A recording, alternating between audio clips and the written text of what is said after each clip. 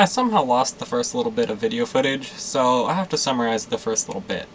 Basically, when I bought this machine, I bought it in unknown condition like many of my machines, and when I went to pick it up, I discovered it was weirdly in two pieces. And after a little bit of looking, I quickly realized that wasn't how it was supposed to be. But I still bought it because the price was pretty good. And when I got it home, I set the two pieces together, and I went to power it on, and one monitor did nothing. The other monitor, however, displayed garbage, and then quickly started to smell like something was burning. So, after unplugging that monitor and switching some cables around on the other monitor, I did manage to get the other monitor power on, and it luckily discovered that the PC was working perfectly. It was displaying perfectly and playing perfectly. So, the next day, I went out, and the monitor that had worked great the night before now suddenly displayed the image, but only in a 2-inch sliver across the middle of the screen. So that monitor was dead as well. Okay, so I pulled both monitors out. They sadly were not K7000s, which is what I saw online they were, but they're actually Nanios, which actually is kind of better for me because I'm not selling them, so I don't care about the resale value. And two, the cap kit's way cheaper. Cap kit's $13, so no argue with that. I'll just cap get both of them. And this one here, I figured out what was burning. There's a blown, it might be, I can't tell, it's either a resistor or a protection diode right at the one plug. So we'll probably just, I'll look at this one to figure out what it is so I can get the component. The nice thing about having both. As you can see, speakers are absolutely gone. They'll get replaced. Get some new ones. So what I'm just going to do now is just vacuum this all out and get all this mouse droppings, clean all this out, just to make it somewhat more sanitary to work on. And then we'll probably end up taking these pieces off. We'll end up rebuilding these, all 4 of them. Hopefully get some new pieces of rubber or whatever that's supposed to go here, because it hits awfully hard. I don't want anyone breaking anything, so we'll fix them. We'll take these off, then I'll also take this top back off, because it's some work I gotta do. Because from what I saw, the board's supposed to be attached here that goes up to here. When they cut it all apart, they just kind of ripped it off. So I gotta rebuild all this. I'll probably keep it separatable, but I'll bolt it together so it doesn't just fall off. And, make it so it actually fits on there properly. And then obviously Bondo it up so it looks OEM. So yeah, obviously we'll need new T-trim. This stuff's all wrinkled, falling off. Might replace it, probably will. Also might not, depends how it ends up looking in the end. Because if you get a cabinet that's kind of beat up like this, new T-trim looks kind of weird. So you gotta have, gotta judge it. If you completely restore it and paint all of this, then your damaged T-trim looks really bad. So kind of just depends what you do to the cabinet. I'm not sure yet. Mainly gonna see how those monitors turn out. Hopefully they're just simple cap kits. If not, we're gonna be doing some other work, because I like a CRT as much as the next, but I'm not spending $400 on CRTs for this thing. Well, at least $400, because everyone wants $200 for their arcade CRTs, so it cost me at least $400 to get both of them in here, so I'd have to flat screen it. Because there ain't no way I'm spending that much on yeah, it's a cool cabinet, but, I ain't got that kind of money to waste. $400 on this, on a machine that's not very well known, so it doesn't have that much of a following, wouldn't be worthwhile. So, yeah, I'm just going to start vacuuming.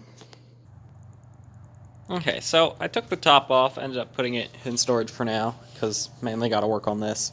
I glued this last night, probably let it set a little bit longer. That ended up breaking out on me on the way home. So, that holds the motherboard in. That broke out on me. The motherboard was flopping around. Luckily, I caught it and put it back in the vehicle before it did any damage to anything. Then, what I gotta do, I removed the board that they had put on here. They just had a plywood sheet they mounted on here.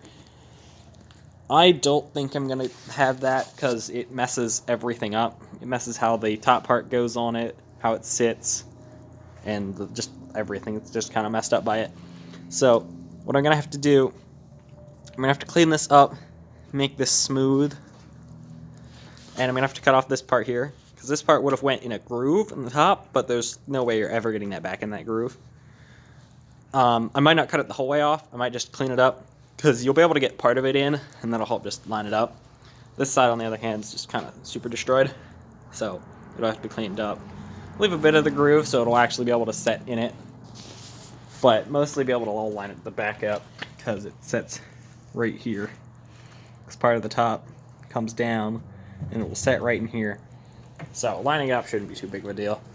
And then what I'll probably do, I'll probably have basically build an exoskeleton on the inside of this.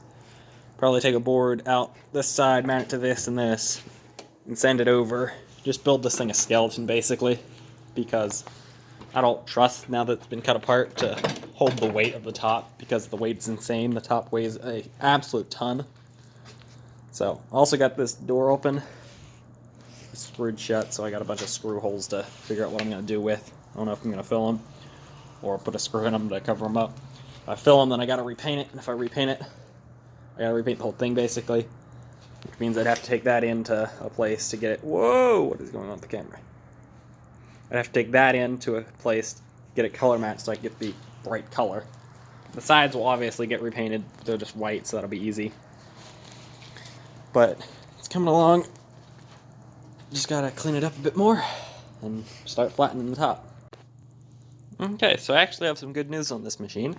I was going through the vehicle from when I picked this up, and I had taken a whole bunch of just random junk out of here and checked it in the vehicle so it wasn't bouncing around.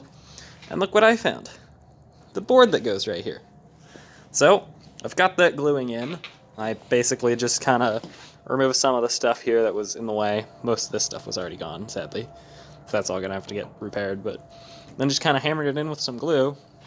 These clips are doing basically absolutely nothing, but once that dries, we'll have that in. It also, luckily, had this piece of metal.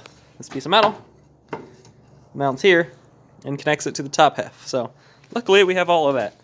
Sadly, we don't have the chrome bar that would be here, but oh well.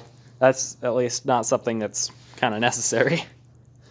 So, now I don't have to do anything about that. I also took well, I forgot what it was called, but I took a thing and I made this flat. I also did that over here. I didn't remove these grooves yet. I don't think I will, actually. I think I'll just kind of sand them a little bit smaller, and then I'll be able to slot them in still. Just give it a bit of structural integrity. I did the same thing over here, made this all flat, and removed a little bit here, though it'll need a bit more. Now, what I need to do is I need to remove this coin door here so I can Bondo this. I'm not going to do that until this is fully dry. So once that's fully dry, we'll remove that. Then we'll Bondo, and I'll fill these screw holes. We'll Bondo these screw holes as well. And then over here, we'll have to kind of sand this down some to get a flat edge and Bondo this up to make it smooth. Sadly, they use two different boards here. This is a good, trying to get in on it. This is a good plywood. This is a really annoying foam board. I absolutely hate this foam board with a passion. But, oh well, it's not even MDF. MDF is better than that shit. I think that's what it's called. I don't know. The stupid melamine board is better than this stuff. This stuff's just an absolute pain. Because the melamine you can at least get hard. This stuff's just, you can't do much with it. It's just an absolute pain. At least the front's actual plywood though. But we'll have to Bondo this front edge here. And that over there, obviously. And then we'll see. Might not build a skeleton for it. I'm still debating if I want to put a board across the back here. Why the hell is the camera going so dark? Stupid auto shit's really annoying. But we'll see. I'm thinking I might not. I'll put the top part on without any of the monitor so it doesn't weigh anything. Just to kind of see how structurally sound it is. Another annoying thing is there's screws here. They aren't screwed into anything. And I can't take them out.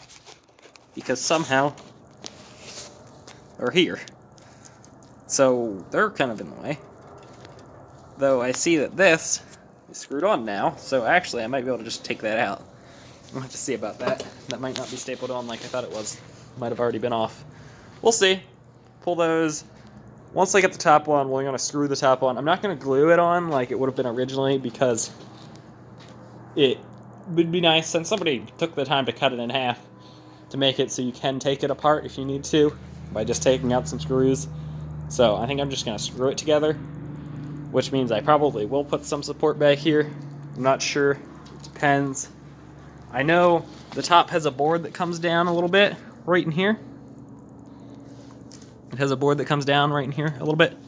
So we might be able to just mount that, and that might give it enough structural integrity. We'll see. It'll just kind of depend on how that mounts up and stuff. So I'm just going to wait for this to dry. Then we're going to Bondo. Okay, we're on to the second coat of Bondo. I had put a coat on, then I sanded it, and I just put another coat on. It's coming along nice. Got this board. It's getting nicely matched up. I have Bondo on my hand. That's annoying. I had gloves on. How the fuck did that happen? I just now realized that I started recording that I didn't Bondo the door. So we'll have to do that later. I don't want to do too much sanding on that yet, though, because I want to take that in to get paint codes so I can get the front the right color. Then the side here, I also got a bit more on top. Camera, hello. I got a bit more on top done. And, you know, I sanded the entire cabinet because the entire side was not very even due to it being the annoying foam board. The entire thing's been sanded. So once that Bondo dries, we'll sand it again and see if we need another coat of Bondo. We probably will on a few spots, but it'll be closer.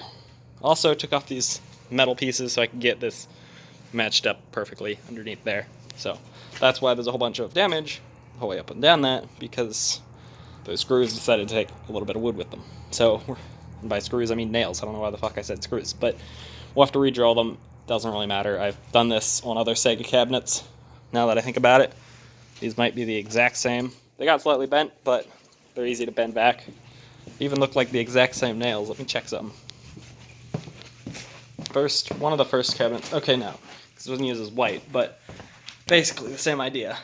I don't know why Sega likes their weird curved cabinets, but they use the same idea there, though they're white, not silver. Though they might have been silver, I don't know, but they're white now. But yeah, they're basically the same thing, and they have the exact same nails too.